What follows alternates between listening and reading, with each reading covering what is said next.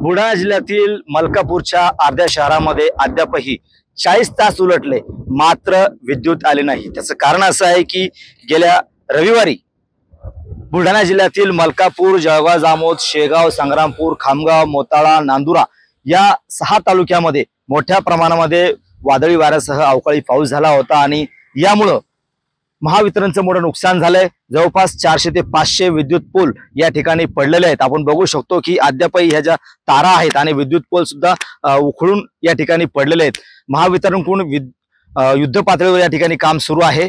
मलकापूरच्या अर्ध्या शहरामध्ये काल सायंकाळीच या ठिकाणी विद्युत आलेली आहे, मात्र अद्यापही अर्ध्या शहरामध्ये 40 तास उलटले मात्र विद्युत आली नाही। तर ग्रामीण भागातही अनेक गावं अद्यापही अंधारामध्ये आहेत, त्या ठिकाणी सुद्धा युद्ध पातळीवरती काम सुरू आहे। महावितरणचे इथले स्थानिक कर्मचारी काम करत आहेत, तर महावितरणने बाहेरच्या जिल्ह्यातून सुद्धा या ठिकाणी कर्मचाऱ्यांची कुमक मागवली आहे आणि त्या पद्धतीने या ठिकाणी युद्ध पातळीवरती काम सुरू आहे।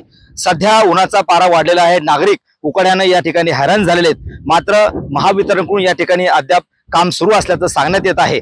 जवळपास 500 पोल पडल्यामुळं या ठिकाणी जवळपास मलकापूर शहरासह खामगाव असेल, नांदुरा असेल, जळगाव, जामोद असेल अनेक गावं या ठिकाणी अंधारात गेली होती आणि मलकापूर शहर अद्यापही अर्ध शहर हे 40 तासापासून या ठिकाणी अंधारामध्ये आहे। कॅमेरामन निलय देशमुख सह गणेश सोळंकी, TV9 मराठी, मलकापूर, बुलढाणा।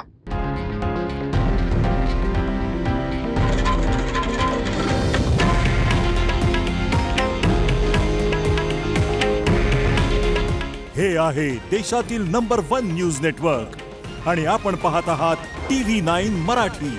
काळजी तुमची, हित महाराष्ट्राचं।